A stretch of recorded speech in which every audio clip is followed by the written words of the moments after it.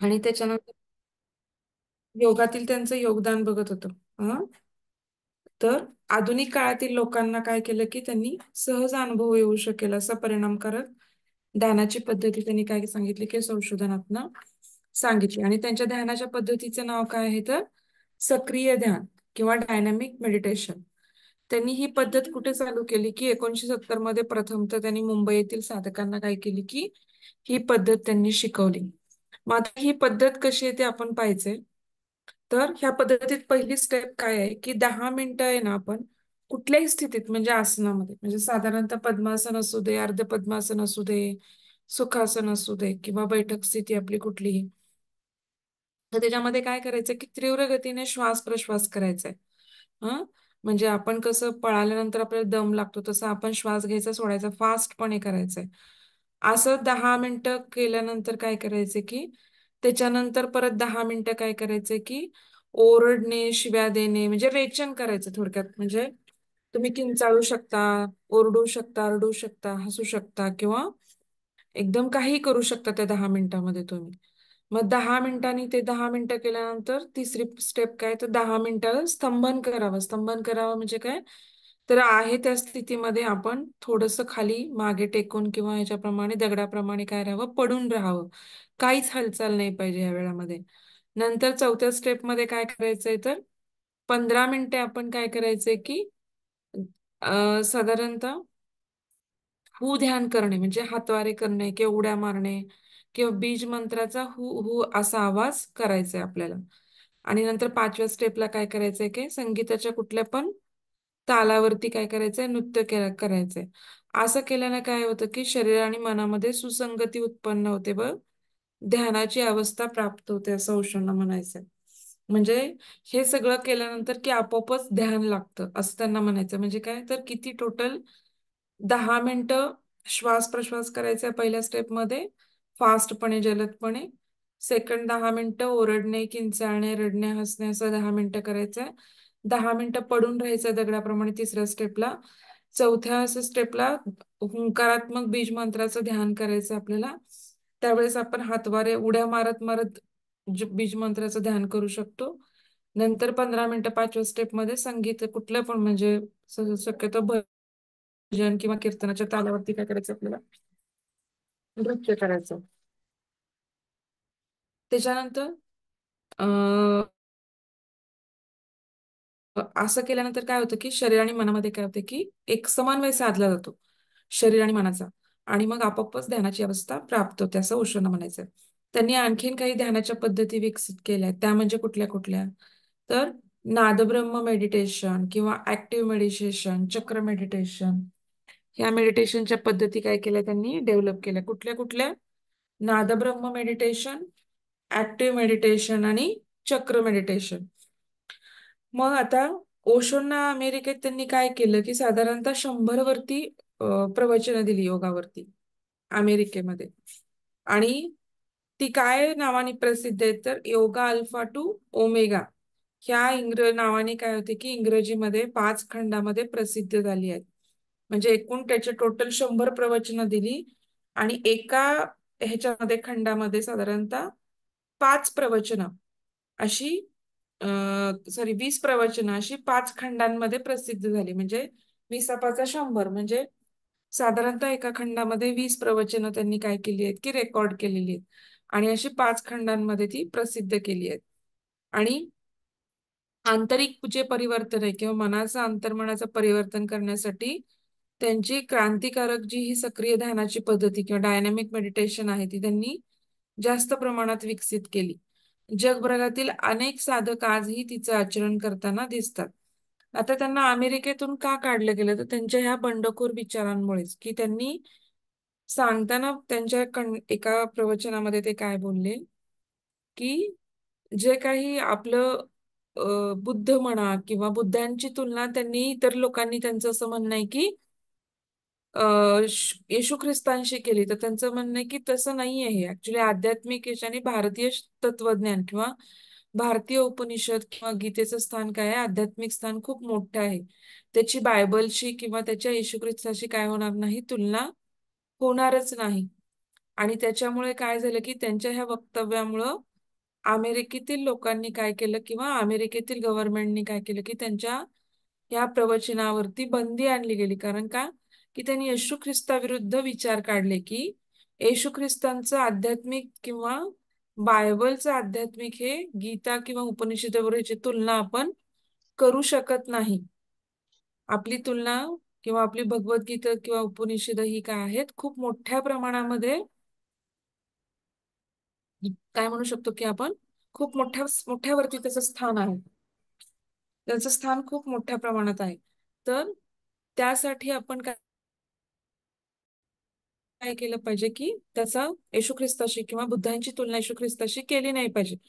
कारण भारत हा पूर्वपार परंपरेने खूप श्रीमंत होता. त्याला उलट या पाश्चिमात्य देशांनी लुबाडलं आणि आपल्या संस्कृतीला त्यांनी मलिन केलं असं त्यांचं म्हणणं होतं. आणि त्यांच्या ह्या वक्तव्यामुळं त्यांना अमेरिकन सरकारने त्यांच्या प्रवचनावरती बंदी आणली आणि त्यांच्या पूर्ण रजनीश ओशो जे त्यांचं ते ह्याच्यामध्ये अमेरिकेतील जे रजनीशपुरम ज्यांनी त्यांनी स्थापन केलं होतं तर ते तिथं त्यांनी पूर्ण त्यांची जागा किंवा जप्त केली आणि त्यांना त्यामुळं भारतामध्ये यावं लागलं. मग त्यांनी स्थापन केलेल्या संस्था किंवा ग्रंथलेखन किंवा त्यांचं काम काय आहे अजून पुणे शहरामध्ये त्यांनी काय केलं की 28 एकर जागेमध्ये ओशोंनी इंटरनॅशनल मेडिटेशन रिसॉर्ट स्थापन केलं. त्यांनी काय केलं की इंटरनॅशनल म्हणजे पूर्ण जगभरातील लोक तिथे येऊ शकतात. इंटरनॅशनल मेडिटेशन रिसॉर्ट स्थापन केलं. जगभरातून अनेक साधक काय असतात की ओशोची सक्रिय ध्यान पद्धती किंवा डायनामिक मेडिटेशन शिकण्यासाठी तिथं आस्थागायत येत आहेत. इथं होणाऱ्या ध्यान शिबिरामध्ये साधकांचं व्यक्तिगत व सामूहिक सेशन्स होतात. म्हणजे साधकांना व्यक्तिगत पण सेशन्स दिले जातात आणि सामूहिक पण सेशन्स होतात. ज्यात व्यक्तिगत परिवर्तन, व्यक्तिगत संबंध, जीवनातील अग्रक्रम, कार्यध्यान, गुह्य विज्ञान या सर्वांसहित झेन ध्यान पद्धती पण शिकवली जाते. म्हणजे आपल्या व्यक्तीला म्हणजे पर्सनल व्यक्तिगत काय परिवर्तन केलं गेलं पाहिजे. आपले रिलेशन किंवा आपले व्यक्तिगत संबंध इतरांशी सुधारण्यासाठी आपण काय केलं पाहिजे किंवा आपल्या जीवनात कुठला अग्रक्रम महत्वाचा आहे. नंतर आपलं कार्यध्यान कसं करायचं किंवा गुह्य विज्ञान म्हणजे जे काही आपलं विज्ञान आहे जे आपल्याला समजत नाही त्यांना आपण काय म्हणतो गुह्य म्हणतो. या सर्वांसहित त्यांनी जी झेन ध्यानाची पद्धत आहे ती पण लोकांना शिकवली. अमेरिकेमध्ये त्यांचं ओरेगॉन प्रांतामध्ये 5,000 एकर जमिनीवरती त्यांनी रजनीशपुरम स्थापन केलं होतं. परंतु जागा काहीही विवादित आहे. अमेरिकन सरकारच्या ताब्यात आहे ही सध्या जागा. ओशोच्या प्रवचनावरती काय झालं की सुमारे 600हून अधिक हिंदी इंग्रजी ग्रंथाची निर्मिती झालेली आहे. त्यांचे जे प्रवचन आहेत त्याच्यावरून हिंदीमध्ये किंवा प्रत्येक भाषेमध्ये ग्रंथांची निर्मिती झाली आणि ते एकूण 600हून अधिक आहेत. ओशो इंटरनॅशनल बुक ट्रस्ट ही संस्था ही सर्व कामे जगभरात सांभाळते.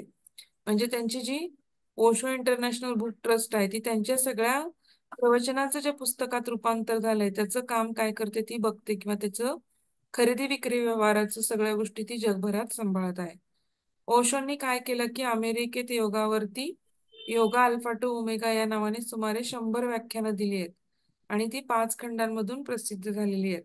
याशिवाय त्यांनी काय केलं पातंजल योग, अष्टावक्र गीता, गीता दर्शन, गौतम बुद्ध, कबीर सूत्र, मीराबाईंचे दोहे, ताओ, उपनिषद इत्यादी अनेक विषयावरती त्यांनी काय दिलेली आहेत प्रवचनं दिली त्यांनी. त्यामुळे काय झालं की विपुल ग्रंथ निर्मिती झाली आहे. सारांश काय आहे ह्या सगळ्या गोष्टीचा तर ओशो काय होते एकदम बंडखोर होते परंतु एकदम तत्वज्ञानी आणि तर्क सामर्थ्यवान असे व्यक्तिमत्व होते. लंडनच्या संडे टाइम्सनी काय सांगितलं की जग बदल टाकणाऱ्या 100 लोकांमध्ये ओशोंची गणना केली. लंडनचे जे संडे टाइम्स आहे त्यांनी काय सांगितलं की जे जग बदलून टाकणारे लोक आहेत त्यातल्या 100 लोकांमध्ये ओशोंची त्यांनी गणना केली आहे. टॉम्स रॉबिन्सन जे ओशोंचं वर्णन करताना म्हणतात की जीजस ख्राइस्ट नंतर सर्वात प्रभावशाली व्यक्तिमत्व असं केलेलं आहे. म्हणजे की जीजस जे येशू ख्रिस्त होते त्यांच्यानंतर सगळ्यात प्रभावशाली व्यक्तिमत्व म्हणजे ओशो असं टॉम्स रॉबिन्सननी त्यांचं वर्णन केलेलं आहे. परंतु असे वाटते की ओशोनी भयंकर युक्तिवाद करून सर्व जुन्या परंपरा तोडल्या आणि हजारो वर्षे टिकतील अशा समर्थ परंपरा निर्माण करण्यात त्यांना अपयश आले. म्हणजे त्यांनी जरी जुन्या परंपरांना नावं ठेवून जुन्या परंपरा मोडल्या, पण ते नवीन परंपरा बनवण्यात पण काय झाले, अपयशी ठरले, की नवीन परंपरा बनवू शकले नाहीत. ओशोंचं तत्वज्ञान, त्यांनी सांगितलेली ध्यान पद्धत, योगाचं तत्वज्ञान हे तळागाळातल्या माणसांपर्यंत पोहोचू शकणार नाही, हे सहज दिसणारं सत्य आहे. याबाबत भारतीय प्राचीन ऋषीमुनी कमालीचे यशस्वी आहेत. कारण त्यांनी जे जे निर्माण केलं ते अखंड परंपरांच्या साहाय्याने माणसांपर्यंत पोहोचवले. म्हणजे ओशोंनी जे ध्यान सांगितलं किंवा त्यांनी ज्या पद्धती सांगितल्या ते बऱ्यापैकी श्रीमंत लोकांच्या ह्याच्यामध्ये बऱ्यापैकी राहिल्या. त्या काही तळागाळापर्यंत काही पोहोचल्या नाहीत. परंतु भारतीय ऋषीमुनींनी जे तत्वज्ञान सांगितलं उपनिषदामधून, गीतेमधून, भगवद्गीतेमधून, वेदांमधून, तर ते सगळं परंपरागत पुढे पुढे चालत आलं आणि ते कमालीचं यशस्वी झालं. कारण ते भारतीय लोकांच्या तळागाळापर्यंत किंवा प्रत्येक माणसांपर्यंत पोहोचण्यामध्ये यशस्वी झालं. तर आता आपल्या इथं रजनीश ओशो संपलं. काल आपण अरविंदो पाहिलं होतं आणि दुसरे क्रांतिकारी किंवा आधुनिक थिंकर योगाबद्दलचे आपण जे पाहिले ते होते ते रजनीश ओशो पाहिले. आता तिसरं आपण पाहणार आहोत तर स्वामी कुवलयानंद. स्वामी कुवलयानंद विषयी आपल्याला सगळ्यांनाच माहिती असेल. तर त्यांचं मूळ नाव काय होतं, तर साधारणतः त्यांचं मूळ नाव होतं जगन्नाथ गणेश गुणे. त्यांचं नाव काय होतं, मूळ नाव.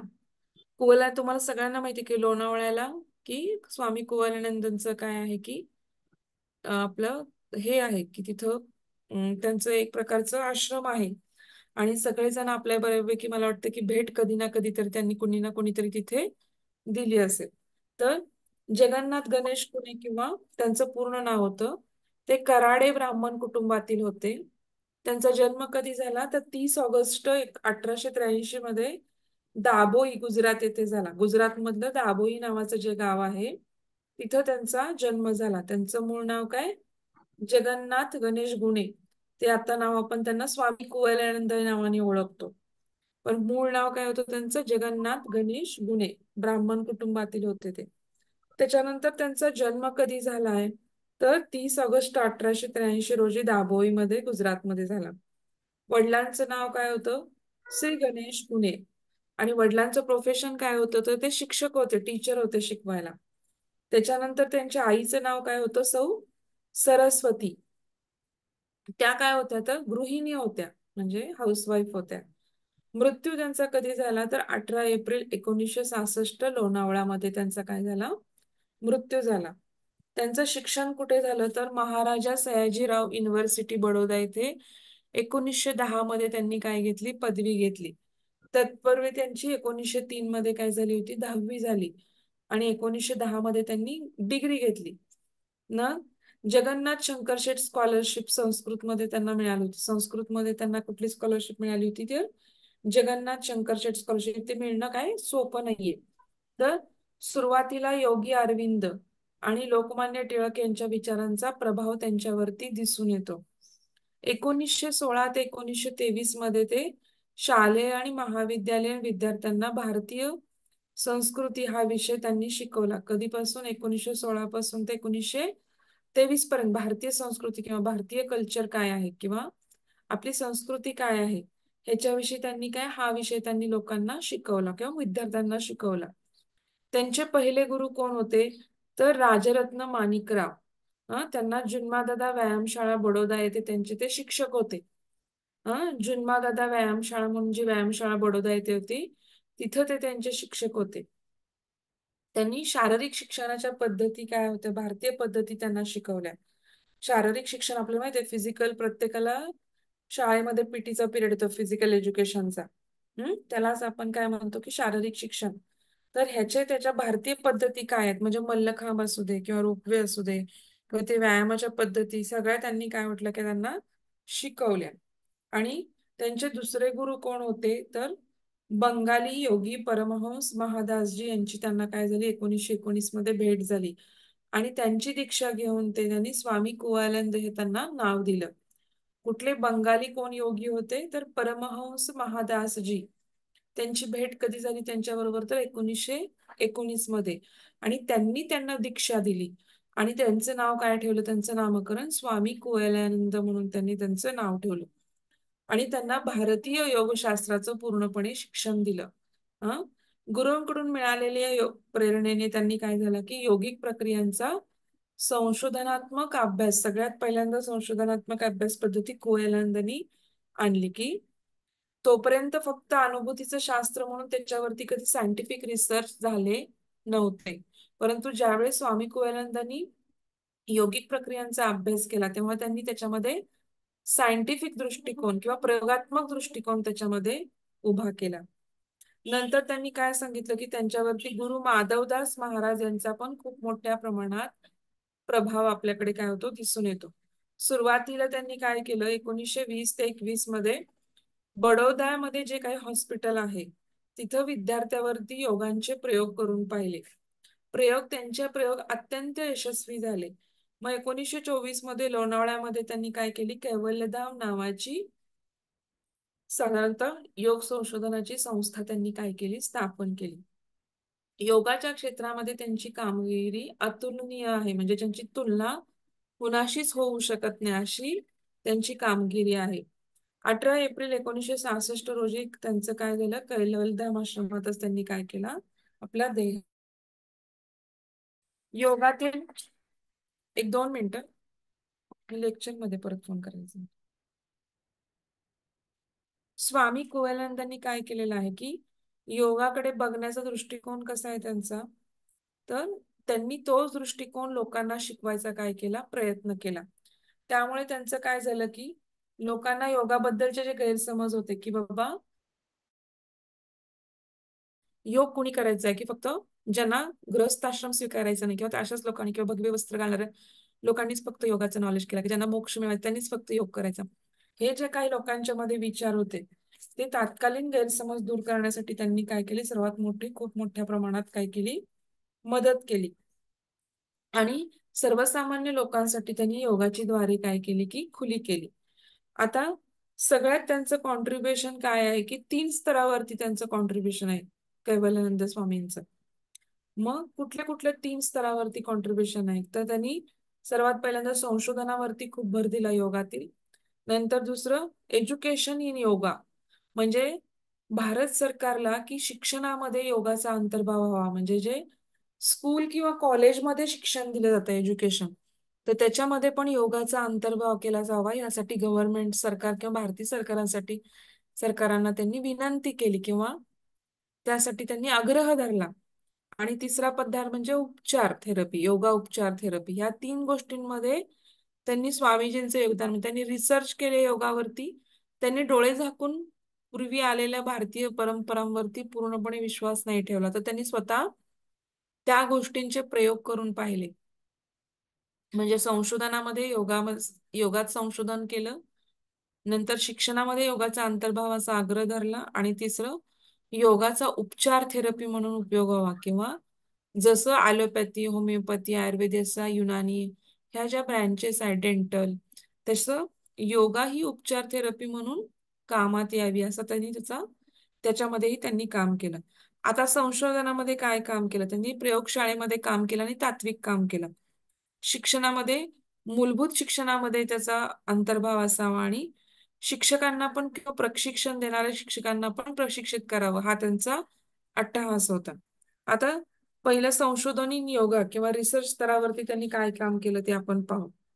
तर प्रयोगशाळेतील त्यांनी काय केलं, की अनेक योगिक प्रक्रियावरती स्वामीजींनी प्रथमच वैज्ञानिक संशोधन करून या प्रक्रियामधील वैज्ञानिक तत्वे किंवा ज्यांचे शरीर आणि मनावरती काय परिणाम होतात हे त्यांना काय आणलं सगळ्या जगासमोर आणलं. म्हणजे त्यांनी काय केलं, की आपल्या यौगिक प्रक्रियेत म्हणजे कपालभाती आहे किंवा धौती आहे, नवली आहे, नंतर अग्निसारची जी प्रक्रिया आहे किंवा जलनेतीची किंवा ज्या प्रकारे शुद्धिक्रिया ज्या आहेत आपल्या धौती, नवली, कपालभाती, त्राटक, तर ह्या शुद्धिक्रियांचा म्हणजे यौगिक प्रक्रियांचा जो शरीरावरती परिणाम होतो, तो त्यांनी काय केला, की वैज्ञानिक संशोधन केलं. म्हणजे आता जे काही चाचण्या करणार आहेत, त्यांना मशिनरीजद्वारे किंवा त्याद्वारे त्याचं अनुमापन केलं गेलं, की बाबा ह्या प्रक्रिया करायच्या आधी काय होतं?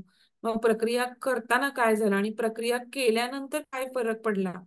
ह्या सगळ्या गोष्टी टेस्टद्वारे त्यांनी केल्या. म्हणजे मग शरीरावरती काय परिणाम होतात, मनावरती काय परिणाम होतात हे त्यांनी जगासमोर आणलं. म्हणजे आता उड्डीयन बंद आपण बांधतो. 3 प्रकारचे बंद असतात. जालिंदर बंद, उड्डीयन बंद आणि मूलबंध. तर आपण जे श्वास पूर्णपणे सोडून उड्डीयनबंद पोट आत खेचतो किंवा उड्डीयनबंद बांधतो. तर त्यांनी काय केलं, की त्याचा एक्स-रे काढला 1920 किंवा 21 साली. नंतर 1925 साली त्यांनी काय केलं, की माधवदास व्हॅक्यूम म्हणजे त्यांनी काय केलं, की पूर्ण निर्वात खोली केली. व्हॅक्यूम खोली केली आणि ज्याची समाधी अवस्था आहे, अशा माणसाला त्या खोलीमध्ये किती वेळ तो विदाऊट ऑक्सिजन राहू शकतो, हे पण पाहिलं त्यांनी. किंवा त्याच्या शरीरावरती, त्याच्या ह्याच्यावरती काय परिणाम होतो, हे पण त्यांनी बाहेरून अनुभवलं. त्याला माधवदास व्हॅक्यूम म्हणतात. 1925 साली त्यांनी तो प्रयोग केला. आणि नंतर कपालभातीचे पण प्रयोग केले. 1957 मध्ये त्यांनी कपालभाती क्रियेने मनुष्याच्या शरीरावरती आणि मनावरती काय परिणाम होतात हे त्यांनी पाहिले. इत्यादी असंख्य प्रकारच्या योगिक क्रियांचं त्यांनी काय केलेलं आहे? संशोधन केलेलं आहे. आणि ह्या सर्व प्रयोगांचा निष्कर्ष किंवा कसा केला किंवा त्याची योगमीमांसा काय आहे, हे त्यांनी सगळं त्यांचं जे मासिक आहे, ते 3 महिन्यांनी एकदा त्रिमाही मासिक त्यांचं प्रसिद्ध होतं. योगमीमांसा म्हणून. ह्या मासिकामध्ये त्यांनी हे प्रयोग पूर्णपणे त्यांचे जे काही रिसर्च असतात, ते ह्या मासिकामध्ये ते प्रसिद्ध करतात. म्हणजे जसं आपण मोठमोठे प्रयोग आपण जसं पब्लिकेशन किंवा जर्नलमध्ये बाहेरच्या ह्याच्यामध्ये आपण पब्लिश करतो आपले संशोधन, तसं त्यांनी त्यांच्या मासिकामध्ये योगमीमांसा नावाचं जे मासिक आहे, त्याच्यामध्ये त्यांनी त्यांची संशोधनं प्रसिद्ध केली. आणि योगाच्या तात्विक वाङ्मय जी आहेत, त्याच्यामध्ये आता साधारणतः पातंजल योगसूत्र असू दे किंवा हठयोग प्रदीपिका आहे, घेरड संहिता आहे पूर्वीची, उपनिषद आहेत, वेदांत, ह्या सगळ्यांचं काय केलं, की हे सगळे तात्विक वाङ्मय आहेत. हां, ते ह्यांचं भरपूर संशोधन केलं त्यांनी. म्हणजे त्यांनी त्यांच्या संकल्पनांचा पूर्णपणे अभ्यास केला, तात्विक संकल्पनांचा. आणि साधारणतः म्हणजे उदाहरणतः काय तर हठप्रदीपिका काय आहे, की अ, हठप्रदिकेमध्ये जे पांडुलिपी आहे, त्याचं त्यांनी काय केलं, देशभरातील सर्व पांडुलिपींचं त्यांनी संशोधन केलं. आणि योगाचा एक ज्ञानकोश किंवा शब्दकोश तयार केला. आणि योगातील मूलभूत संशोधनावरती अनेक रिसर्च किंवा पेपर तयार केले, रिसर्च पेपर. आणि नष्ट झालेल्या जे नष्ट झालेली योगातली पुस्तक आहेत, त्यांचं काय केलं, पुनर्लेखन केलं, परत ती लिहिली. शिक्षण काय झालं होतं स्वामीजींचं, तर 1920 ते 21 मध्ये त्यांनी काय केलं, की त्यांनी जे आता हे सगळं संशोधनामध्ये त्यांचं योगदान आहे. आता शिक्षणामध्ये त्यांचं काय योगदान आहे, तर स्वामी कोवलयांचं शिक्षणामध्ये योगदान म्हणजे काय, तर त्यांनी 1920 किंवा 21 मध्ये काय केलं, तर बडोदा हॉस्पिटलमधील अनेक विद्यार्थ्यांच्या वरती काय केले, प्रयोग केले.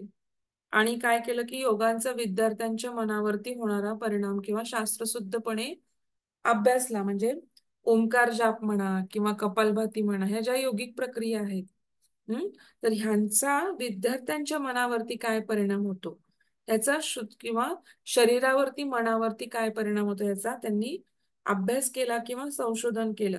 आणि शालेय शिक्षणामध्ये शारीरिक शिक्षणाच्या ठिकाणी त्यांनी योगाचा पण अंतर्भाव करावा असा आग्रह धरला.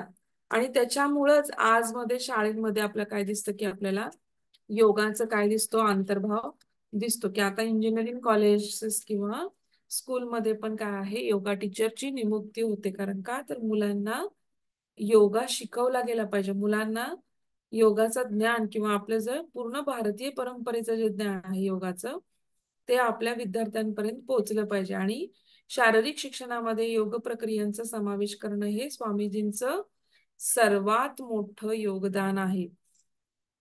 भारत सरकारने त्यांना काय केलं, की जे त्यांना शारीरिक शिक्षण प्रशिक्षण समितीचं त्यांना काय केलं होतं, अध्यक्ष केलं होतं. अनेक वर्ष त्यांनी त्या शारीरिक प्रशिक्षण समितीचं अध्यक्षपद भूषवलं. हां, अशा रीतीने त्यांचं शिक्षणामध्ये योगदान खूप महत्वाचं आहे.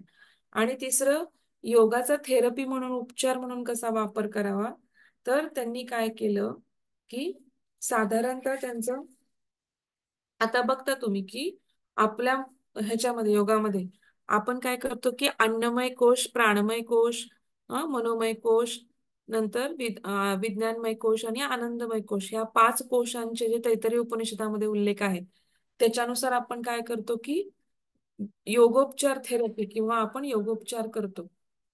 तर तुम्हाला पुढच्या ह्याच्यामध्ये मला वाटतं 4थ्या टर्म मध्ये असेल ते योगोपचारचं हे तुम्ही का मला झालंय मला माहित नाही. तर योगोपचार विश्वास मंडली, डॉक्टर विश्वास मंडलिकांचं योगोपचारावरती एक पुस्तक पण आहे. तर तर योगाचा थेरपी म्हणून कसा वापर करायचा? स्वामी कोयानंदांचं पण पुस्तक आहे योगा थेरपीवरती. हा तर योगाचा थेरपीमध्ये किंवा उपचारांमध्ये कसा वापर करायचा ह्याचं पण काय केलं त्यांनी सर्वात खूप संशोधन केलं. त्यांनी 1963 मध्ये अस्थमावरती दमा जो आपण अस्थमा म्हणतो त्याच्यावरती पहिलं योगोपचार किंवा संशोधन किंवा जगासमोर आणलं की दम्यावरती योगाचा उपचार कसा करायचा याचं त्यांनी संशोधन मांडलं. मग योगोपचारामध्ये त्यांनी काय केलं अनेक वैज्ञानिकांची पण मदत घेतली त्यांनी. मानसशास्त्रज्ञांची मदत घेतली, वैज्ञानिकांची मदत घेतली आणि सतत प्रयोग आणि संशोधन करून यशस्वी संशोधने जगासमोर आणली की बघा कसं असतं. आता तुम्हाला फक्त परंपरागत योगामध्ये सांगत आलेत की हे असं असं केलं म्हणजे असं असं होतं किंवा कधी कधी हठयोग प्रदीपिकेमध्ये वगैरे काय होतं की उपमा अलंकाराचा जास्त वापर केलाय की तुम्ही असं असं केलं म्हणजे की तुमचं म्हातारपण वृद्धपण कमी येतं किंवा तुमच्यामध्ये शक्ती येते, तुमच्यामध्ये 100 हत्तीचं बळ येतं, अशा काही गोष्टी आपल्याला श्लोकांमध्ये दिसतात. पण जर तुम्ही ते सायंटिफिक दृष्टीने परिपूर्ण केलं, पुढची पिढी त्याच्यावरती विश्वास ठेवेल का? तर नाही. आधुनिक पिढी ही कशावरती विश्वास ठेवते, की तुम्ही स्पष्टपणे प्रयोग करून दाखवा, त्याचा प्रयोग दाखवा मला, त्याचे उपयोग होतो दाखवा मला, तर मी त्याच्यावरती विश्वास ठेवेन. तर त्यांनी असे प्रयोग करून दाखवले, की बाबा ती जी पूर्वीच्या काळची लोकं म्हणत होती, खरंच त्याचं महत्त्व आहे आणि त्याचा उपयोग होतो. हे त्यांनी प्रयोग करून म्हणजे मग त्यासाठी एक्स-रे मशीन वापरणं असू दे, ब्लड टेस्ट असू देत किंवा त्याच्यासाठी त्यांनी आपलं ई मशीन असू दे किंवा सोनोग्राफी मशीन असू दे. नंतर आता एम-आर-आय स्कॅनर ह्या सगळ्यांचा उपयोग त्यांनी काय केला, की ह्या संशोधनामध्ये योगाचं संशोधन करताना किंवा योगाच्या ज्या योग प्रक्रिया आहेत त्या करताना ह्या सगळ्या वस्तूंचा म्हणजे आधुनिक ज्या संशोधनासाठी लागणाऱ्या ब्लॅक टेस्ट आहेत आणि पूर्वीचं सगळं एकांचा मिलाफ केला आणि त्याच्याद्वारे म्हणजे पूर्वीच्या लोकांकडे ह्या वस्तू नव्हत्या तरी पण हे त्यांनी सांगितलं. तर हे त्यांनी आधुनिक ह्याच्यामध्ये आपली बुद्धी कमी आपल्याला ते कळत नाहीये. तर आपल्याला त्या टेस्टवरती त्यांनी प्रूव्ह करून दाखवलं साधारणतः आणि मग सगळ्यात पहिल्यांदा त्यांनी अस्थमावरती किंवा योगाद्वारे अस्थमावरती त्यांनी उपचार चालू केले किंवा अशा योगोपचार केल्यानंतर किंवा अशा गोष्टी केल्या तर आपल्याला अस्थमामध्ये उपयोग होतो. मग आता तुम्ही ती जलनेती करता. जलनेतीचा उपयोग सायनोसायटिससाठी होतो किंवा ॲडिनॉइड ग्रंथी किंवा नाकामध्ये जे मांस वाढलेलं असतं ॲडिनॉइड म्हणून. आपल्याला कसे टॉन्सिल असतात तसं नाकामध्ये पाठीमागच्या बाजूला ॲडिनॉइड्स असतात. तर त्या ॲडिनॉइड्सला त्याचा त्रास किंवा ती वाढली ग्रंथी तर श्वासाला त्रास होतो किंवा आपल्याला प्रॉब्लेम येतात, नेझल ब्लॉक होतो. तर त्याच्यासाठी पण जलनेतीचा उपयोग होतो किंवा वारंवार ज्यांना क्रॉनिक रायनायटिस सर्दीचा त्रास आहे त्यांच्यासाठी म्हणजे असा योगोपचाराचा वापर त्यांनी काय केला, कसा आहे हे दाखवून दिलं. आणि त्यासाठी त्यांनी काय केलं, की योगोपचार देऊन जे बरे करणारे प्रशिक्षक तयार केले, की की त्यांनी लोकांना म्हणजे टीचर बनवले असे, की काही की त्यांना त्यांना शिक्षण दिलं आधी योगाच्या लोकांना. मग असे शिक्षक बनवले आणि ते योगोपचार देतील अशी सोय केली. आणि लोणावळा किंवा मुंबई आणि राजकोट आणि बडोदा ह्या 4 ठिकाणी त्यांनी काय केलं, की योगाची उपचार केंद्र स्थापन केली. कुठे-कुठे तर लोणावळा, मुंबई, राजकोट आणि बडोदा. योगोपचारावरती त्यांनी अनेक रिसर्च पेपर्स काय केले, की संशोधनाचे थिसिस पेपर किंवा त्यांनी लेख लिहून सादर केले आणि योगा थेरपीला विश्वभरती मान्यता मिळवून दिली. हं. अमेरिकेतील संशोधन समितीचं आणि त्यांचं काय आहे माहितीये का टाय-अप आहे. ते योगमीमांसा ह्याच्यामध्ये पण काय आहे माहितीये का, की त्यांचं आणि म्हणजे स्वामी कोयानंदच्या संस्थेचं ना अमेरिकेतील एका संस्थेचं टाय-अप आहे. आणि ते दोघं मिळून त्याच्यावरती रिसर्चेस करतात आणि त्याची देवाण-घेवाण होते. हं. दोन्ही ठिकाणी ह्यांना जे काही संशोधन झालेलं आहे ते त्यांना सांगतात आणि त्यांनी जे काही संशोधन केलं आहे किंवा ह्यांना काही मदत लागली त्या बाबतीत किंवा नवीन इन्स्ट्रुमेंटसाठी किंवा काय, तर ती लोकं मदत करतात आणि अशा प्रकारे किंवा योगातील गोष्टींचं नवीन प्रमाणे त्यांना समजून सांगणे किंवा इंग्लिशमध्ये त्याचं रूपांतर करून तिथील लोकांना येतं. ह्या दोन्ही गोष्टींचं टाय-अप आहे एकमेकांशी आणि त्याच्यानुसार बरेचसे रिसर्च तिकडे आणि इकडे प्रसिद्ध केले जातात. आता त्यांच्या स्थापन केलेल्या योग संस्था किंवा ग्रंथलेखन काय आहे? तर स्वामीजींनी आयुष्यभरामध्ये अनेक योग संस्थांची मुहूर्तमेढ रोवली आहे. आणि आज पण समर्थपणे त्यांनी काय केलं, तर अजूनपर्यंत पण योगाच्या क्षेत्रामध्ये ते जरी गेले, तरी त्यांच्या मागे त्यांचं काम खूप मोठ्या प्रमाणामध्ये चालू आहे. सन 1924 मध्ये लोणावळा येथे त्यांनी 28 एकर जमीन घेऊन काय केलं किंवा जागेमध्ये Kaivalyadham health and yoga centre किंवा रिसर्च सेंटर याची काय केली? Kaivalyadham yoga health and research सेंटरची त्यांनी काय केली? स्थापना केली. आणि योगाच्या शास्त्रशुद्ध अभ्यासाची त्यांनी काय केलं, की मुहूर्तमेढ रोवली. मग त्यांनी या सुमारास काय केलं, कैवल्यधाममध्ये मगाशी सांगितलं, की त्रैमासिक सुरू केलं. त्या त्रैमासिकाचं नाव काय आहे? योगमीमांसा. आता ह्याच्यावरती टीप येते बरं का, योगमीमांसेवरती टीप येते. तर योगमीमांसा म्हणजे काय? तर ते त्यांनी मासिक का चालू केलं? त्याच्या मागचा त्यांचा उद्देश काय होता? किंवा त्यांचा मोटो काय होता? हे सगळं आपल्याला लिहावं लागेल, की म्हणजे हे कसलं? तर त्यांचं त्रिमाही मासिक आहे, त्रैमासिक मासिक आहे आणि त्यांनी योगमीमांसा नावाने हे केलं. मग योगातील संशोधन किंवा रिसर्च पेपर त्यांना जेव्हा पब्लिश करण्यासाठी गरज वाटली किंवा त्यासाठी त्यांनी योगमीमांसा हे मासिक चालू केलं आणि ह्याच्यामुळे तळागाळातील लोकांपर्यंत किंवा इतर लोकांपर्यंत पण योगातील संशोधन किंवा रिसर्च पेपर पोहोचले गेले आणि त्याच्यामुळे काय झालं की लोकांना त्याच्याविषयीचं ज्ञान मिळालं की बाबा योगा हे फक्त पूर्वपर आलेलं परंपरागत शास्त्र नाहीये तर ते प्रयोगात्मक पण शास्त्र आहे किंवा त्याला सायंटिफिक बेस आहे. त्याला काहीतरी विज्ञान आहे योगाला पण. हे त्यांनी जगासमोर आणून दिलं आणि ते त्यांना योगमीमांसाद्वारे करता आलं. आणि मग ह्या योगमीमांसाची कधी स्थापना झाली, किती हे झालं, हे सगळं त्याला तुम्हाला Googleवरती पण सर्च केल्यानंतर तुम्हाला ते मिळून जाईल. हं. त्यांना संपूर्णपणे त्यांनी काय केलं, की योगाच्या शास्त्रशुद्ध अभ्यासाला त्यांनी आणि संशोधनाला, योगोपचाराला वाहिलेलं पहिलं मासिक म्हणजे काय आहे, की योगमीमांसा हे मासिक आहे.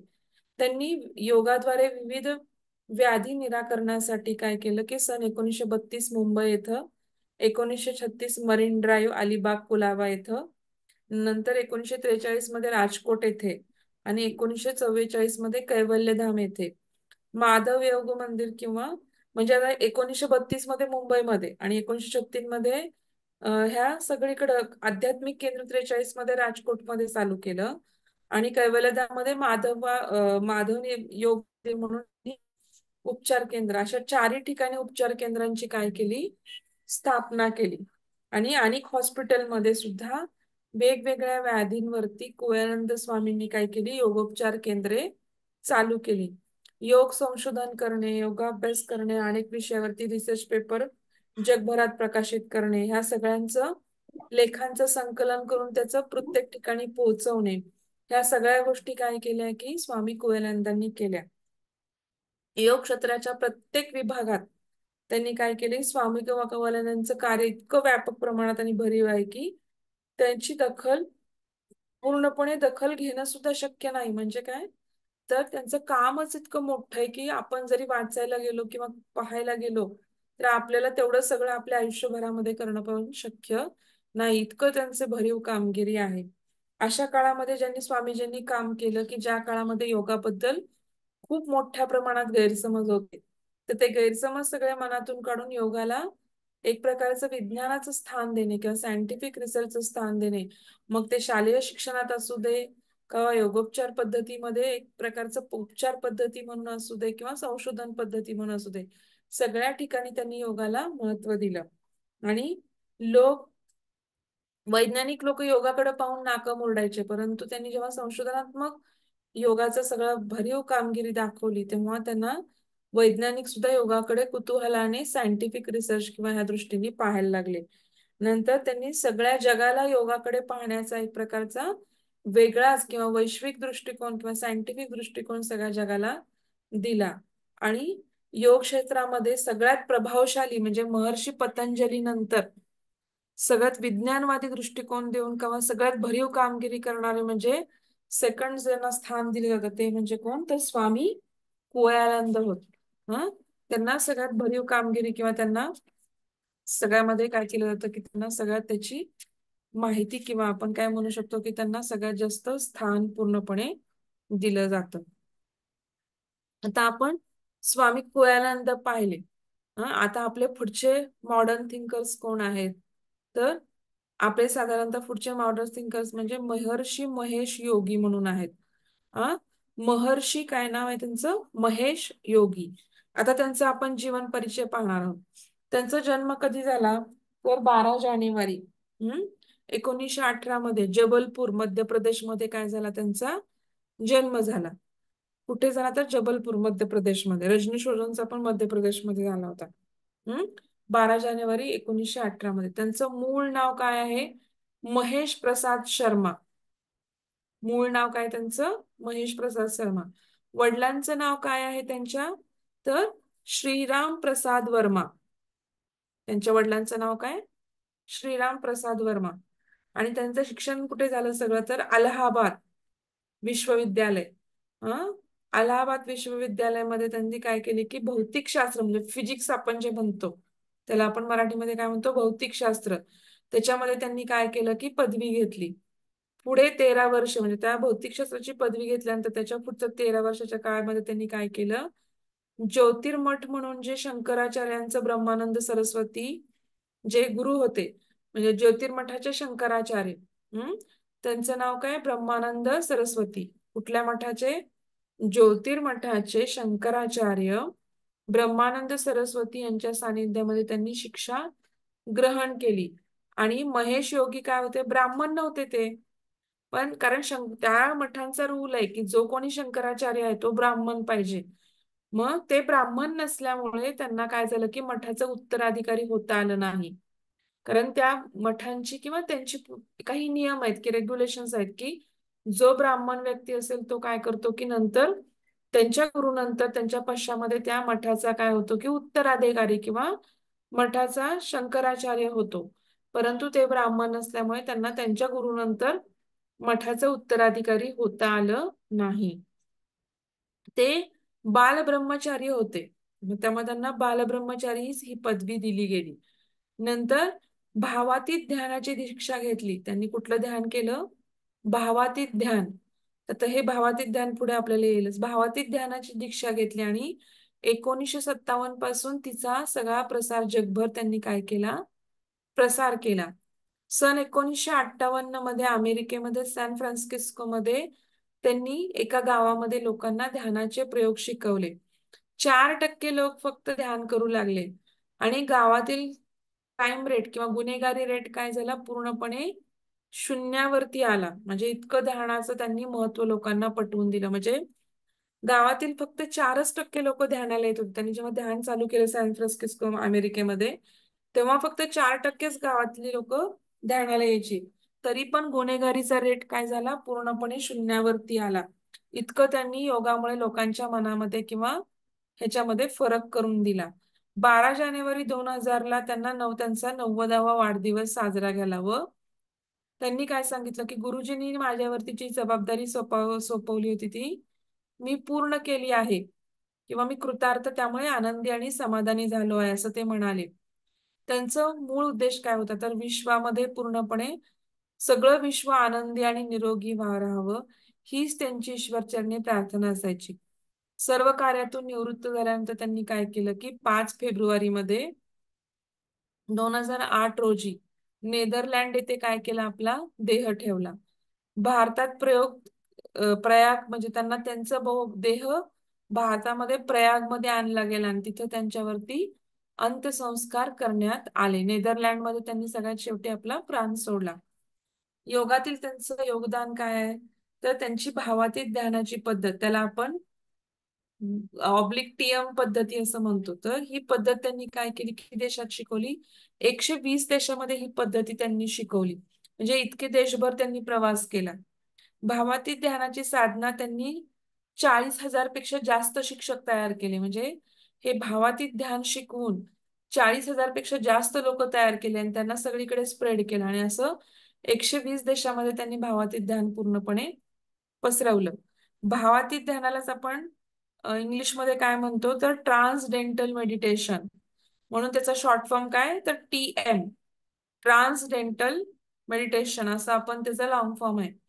जगभरामध्ये 5 पेक्षा म्हणजे इतके शिक्षक तयार केले आणि 5 लाखापेक्षा जास्त लोकांना त्यांनी भावातीत ध्यान शिकवलं. ध्यानाची ही पद्धत एकदम सोपी आहे. ह्यात वयाची कुठलीही अट नसते, जातीची अट नाही, धर्माची अट नाही. आधुनिक धावपळीच्या जीवनशैलीत पण आपण काय करू शकतो, सहजपणे आपण हे ध्यान काय करू शकतो. दिवसातून 2 वेळा ह्यांनी ध्यान करावं असं सांगितलं आणि साधारणतः 20 मिनिटे एका वेळेस 20 मिनिटं ध्यानासाठी लागतात. आणि भावातीत ध्यानाचा अर्थ काय तर भाव म्हणजे आपले विचार, त्यांच्या पलीकडे अतीत म्हणजे भावाच्या पलीकडे, तर आपल्या भावभावनांच्या पलीकडे किंवा आपल्या विचारांच्या पलीकडे जे ध्यान आहे त्याला आपण भावातीत ध्यान असं म्हणतो. ह्या ध्यानाने काय होतं तर आपली जी जागृत म्हणजे स्वप्नाच्या आपल्या झोपेच्या 3 अवस्था असतात की जागृती, स्वप्न आणि सुषुप्ती, त्याच्याही पलीकडे जी तुरीय अवस्था आहे, जी आपण आता तुम्ही जीवनमुक्त किंवा विदेहमुक्त शिकताना पातंजली योगसूत्र शिकताना तुम्हाला कळेल की 7 अवस्था असतात आणि म्हणजे पदार्थ म्हणजे भाविनी, तुरिया, पदार्थ विज्ञान, तर ह्या सगळ्यामध्ये सगळ्यात शेवटची किंवा जागृत अवस्था, स्वप्नावस्था, सुषुप्ती अवस्था, सगळ्यात शेवटची अवस्था असते ती तुरिया अवस्था असते. आणि त्या ध्यानामध्ये गेल्यावरती आपल्याला ही तुरिया अवस्था प्राप्त होते. तर त्यांनी हजारो TM किंवा हे ट्रान्सडेंटल मेडिटेशन पद्धती शिकवून विद्यार्थी किंवा शिक्षक तयार केले आणि त्यांनी अनेक केंद्रामध्ये ही पद्धती शिकवली. आता ही पद्धती काय आहे तर ती आपल्याला म्हणजे आपण ती पाहू आधी. तर TM पद्धती किंवा ट्रान्स मेडिटेशन किंवा ट्रान्सडेंटल मेडिटेशन पद्धती काय आहे तर तिच्या 2 प्रकारच्या स्टेप्स आहेत किंवा 2 फेजेस आहेत. तर पहिल्या फेजेसमध्ये 7 पायऱ्या आहेत. आणि तर पहिल्या फेज मधल्या आपण 7 पायऱ्या पाहू. तर आता पहिली पायरी काय आहे तर पहिल्यांदा त्यांनी काय की साधक जो आहे, जो काही योगी आहे, त्याची मानसिकता आधी तयार केली पाहिजे.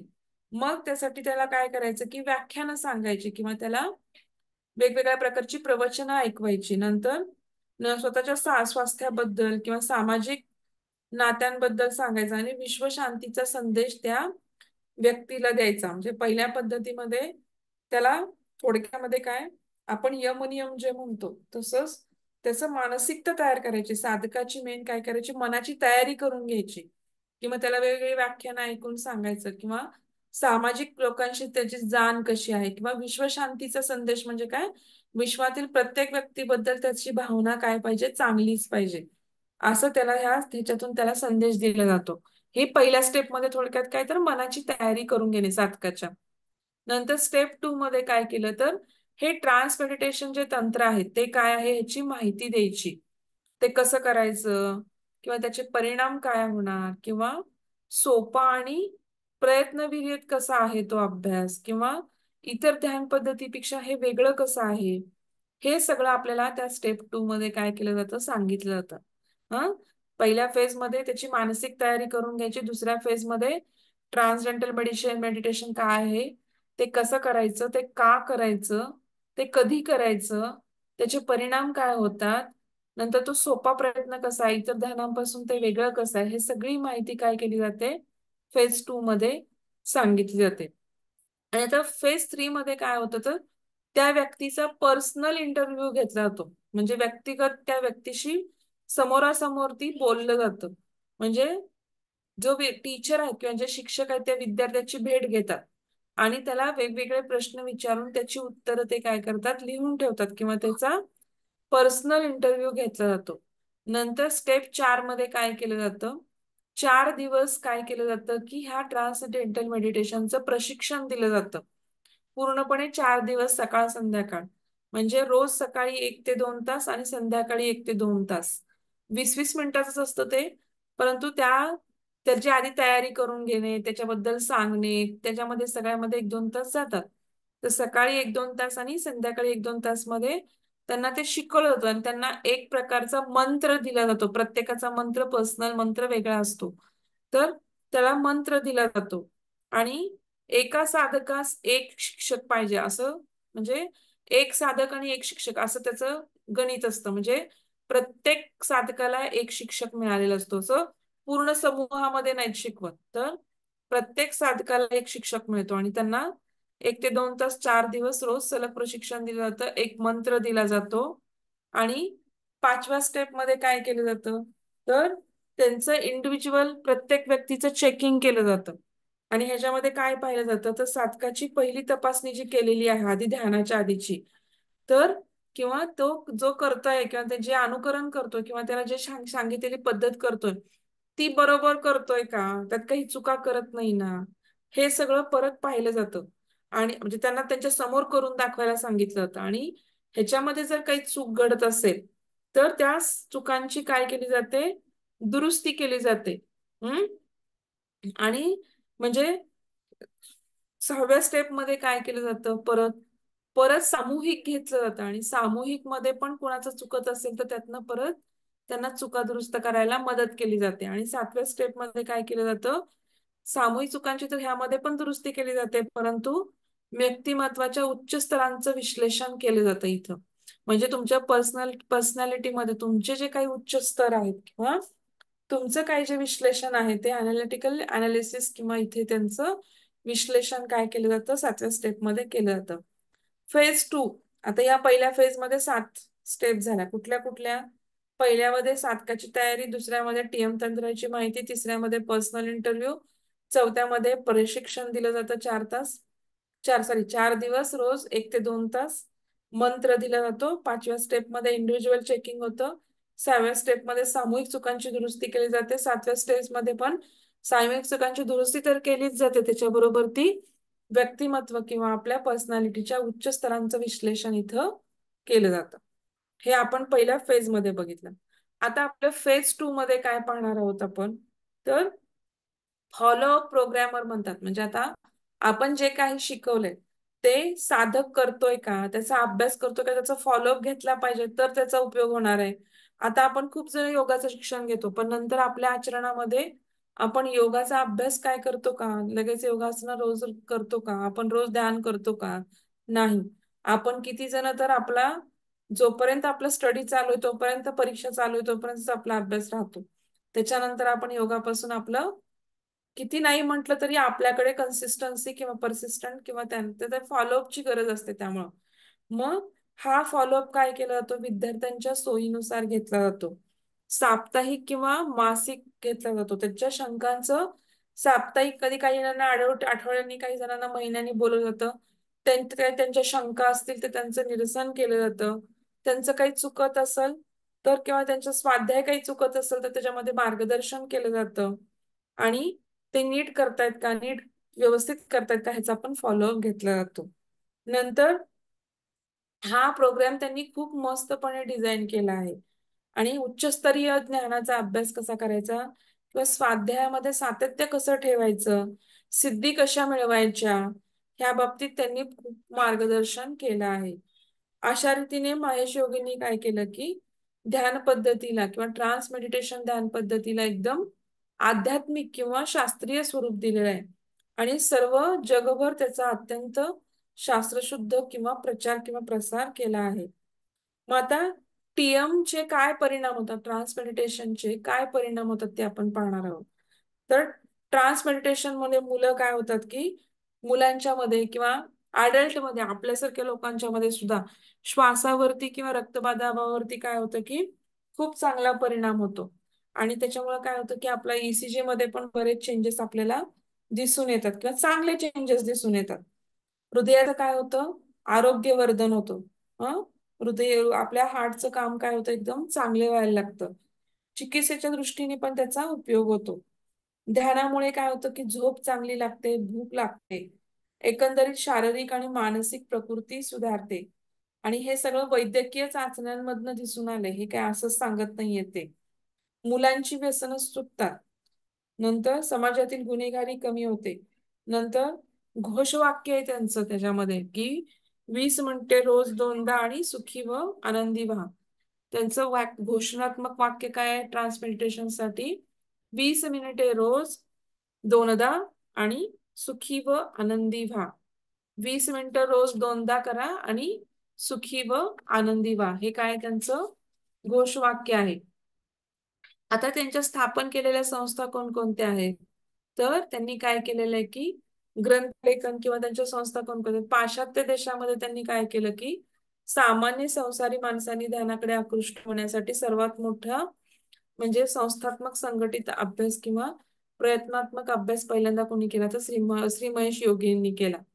आणि हे ट्रान्स मेडिटेशन शिकवणारे हजारो केंद्र त्यांनी पूर्ण जगभरामध्ये स्थापन केली. आज पण ती जगामध्ये पूर्णपणे कार्यरत आहेत. त्यांनी ट्रान्स मेडिटेशन वरती बरेच रिसर्च पण पब्लिश केले. नंतर 600हून अधिक रिसर्च पेपर त्यांनी लिहून ठेवले. 200हून अधिक महाविद्यालयामध्ये किंवा जर्नल्समध्ये त्यांचे रिसर्चेस किंवा त्यांची व्याख्यानं प्रकाशित झालेली आहेत. नंतर त्यांचं रिलॅक्सेशन रिस्पॉन्स किंवा लोकप्रिय करणारे डॉक्टर हार्बर्ट बेन्सन यांनी, म्हणजे आता त्यांचं जे पुस्तक आहे की त्याचा लेखक वेगळा आहे, कोण आहे तर हार्बर्ट बेन्सन म्हणून आहेत. त्यांनी काय केलं की टीएम पद्धती किंवा भावातीत जे ध्यान आहे त्याचा अभ्यास करून त्याला रिलॅक्सेशन रिस्पॉन्स पुस्तकाचं नाव आहे आणि ते त्यांनी प्रसिद्ध केला. आणि त्याला खूप मोठा म्हणजे तो खूप जास्त प्रमाणात प्रसिद्ध झाला. भारतामध्ये त्यांनी 1955 मध्ये स्पिरिच्युअल डेव्हलप मुवमेंट म्हणून मुवमेंटची स्थापना केली आणि ते फाउंडर ऑफ ग्लोबल ट्रिमेटियम मुवमेंटचे अध्यक्ष होते. म्हणजे ट्रान्स मेडिटेशन जी मुवमेंट आहे, फाउंडर ऑफ ग्लोबल, ग्लोबल म्हणजे पूर्ण युनिव्हर्स मध्ये त्यांना पसरवायचं होतं, त्याचे ते काय होते, महर्षी योगी हे फाउंडर तर होतेच आणि त्याचे ते अध्यक्ष पण होते. त्यांनी स्पिरिच्युअल वर्ल्ड मध्ये काय केलं की त्याच्या म्हणजे ह्या आध्यात्मिक ह्याच्यामध्ये त्यांचे लोकप्रिय घडणारे ग्रंथ कोणकोणते आहेत, तर science of being art of living हा त्यांचा पहिला ग्रंथ आहे. दुसरा ग्रंथ कोणता, महर्षी महेश योगी ऑन भगवद्गीता. नंतर love and God, Maharshi absolute theory of defence, celebrating perfection of administration. तुम्हाला म्हणजे माहित नसेल, हे महर्षी महेश योगींना भगवद्गीतेचं त्यांना रूपांतर करण्यासाठी, तर म्हणजे इंग्लिशमध्ये रूपांतर करण्यासाठी भगवद्गीता, कारण भगवद्गीता आपल्याकडे प्रसिद्ध होती ती मराठी हिंदीमध्ये होती, इंग्लिशमध्ये नव्हती. तर तिचं भगवद्गीतेमध्ये रूपांतर करण्याचं महत्वाचं काम कोणी केलं की ह्यांनी केलं, महेश योगींनी केलं. त्यांनी त्या भगवद्गीतेला काय केलं की इंग्लिशमध्ये केलं, म्हणजे महर्षी महेश योगी ऑन भगवद्गीता, म्हणजे भगवद्गीतेचा त्यांनी इंग्लिशमध्ये अनुवाद केला. त्याच्यामुळे ती भारताच्या बाहेर पण बऱ्याच ठिकाणी पसरली. लव्ह अँड गॉड, नंतर महर्षी ऍब्सोल्यूट थेअरी ऑफ डिफेन्स आणि सेलिब्रेटिंग परफेक्शन ऑफ ऍडमिनिस्ट्रेशन हे त्यांचे काही ग्रंथ खूप मोठ्या प्रमाणात प्रसिद्ध झाले. त्यांनी अनेक प्रकारची व्याख्यानं दिली आणि सगळी पूर्णपणे आध्यात्मिक विषयावरती आहेत. सारांश काय तर या सगळ्याचा, तर महर्षी योगी काय होते, हे पाश्चिमात्य देशामध्ये वैदिक परंपरा आणि ध्यानासाठी त्यांनी सर्वात मोठी, म्हणजे आपल्या भारताबाहेर त्यांनी ह्याचा प्रसिद्ध, ह्यांना सगळ्यांना मॉडर्न थिंकर्स का म्हणलंय की ह्यांनी सगळीकडे प्रसार केला. योगा हे फक्त भारताचं, जरी भारतामध्ये योगाची उत्पत्ती झाली असली तरी ते सगळ्या जगभर प्रसिद्ध करण्याचं काम ह्या सगळ्यांनी केलंय. म्हणून त्यांना एक प्रकारचा आधुनिक थिंकर किंवा, कारण का तर त्यांनी त्याला सायंटिफिक बेस देण्याचा प्रयत्न केला आणि त्याच्यामध्ये अजून नवीन गोष्टी ऍड करून, म्हणजे त्या ध्यानाच्या पद्धती आताच्या लोकांना शक्य नाहीये, तर त्याच्यामध्ये थोडासा फरक करून आत्ताच्या लोकांना सहज सुलभ ध्यान जे शक्य आहे ते त्यांनी करून ते लोकांना पर्यंत पोहोचवण्याचं त्यांनी काम केलं. आणि ध्यानाच्या पद्धतीला पण आधुनिक काळाच्या चौकटीत बसवलं त्यांनी आणि सामान्य संसारी माणसांना त्याचं अवलोकन त्यामुळं करता आलं. नंतर त्यांनी काय केलं की इनर जो हॅपीनेस आहे, अंतर्मुखतेमुळे येणारा जो आपल्याला आनंद किंवा एक प्रकारचा आहे, तो त्यांनी ध्यानाच्या माध्यमातून लोकांना दिला आणि आयुष्यभर ती निरोगी राहण्यासाठी मानवतेच्या कल्याणासाठी ते त्याच्यात व्यवस्थित घेऊन ये. हा. आता ह्याच्यामध्ये हा. कुठली काही अडचण आहे का? आज आपण स्वामी कोयानंद पाहिले, महेश योगी पाहिले आणि मागचं आपलं जे राहिलं होतं रजनीश ओझोनचं अर्ध, ते आपण पाहिलं. हा, कुणाला ह्याच्यामध्ये काही हे आहे का, अडचण नाही ना काही ह्याच्यामध्ये? मॅडम काही म्हणलात का मॅम? मॅम, काल आपण अरविंद घोषचे पाहत होतो ना, त्याच्यामध्ये त्यांचा जन्म तुम्ही 15 ऑक्टोबर. तुमचा आवाज येत नाही मॅडम, मध्येच प्रश्न कट होतोय निम्म्यातनं. अरविंद घोष विषयी काय म्हणलात? त्यांचा जन्म तुम्ही जो सांगितला ना काल, हा, ती 15 ऑक्टोबर सांगितलं का? एकच मिनिट मॅडम, मी परत एकदा चेक करते. कुणाला आठवतंय का मी काल काय सांगितलं होतं ते? म्हणजे कदाचित ते 15 ऑगस्ट आहे मॅडम आणि 15 ऑक्टोबर सांगण्यात आलं का काही, म्हणजे आवाज काही क्लिअर आला नाहीये. 15 2 मिनिटं. ऑक्टोबर आहे मॅडम. 15 ऑक्टोबरच आहे, 1872 कलकत्ता. पण ते 15 ऑगस्ट असं बऱ्याच ठिकाणी आहे. मी एकदा चेक करून सांगते परत तुम्हाला. हम्म. हो. पण 15 ऑक्टोबरच आहे माझ्याकडे तर लिहिलेलं. चालेल, मी चेक करून सांगते परत एकदा. हो. चालेल.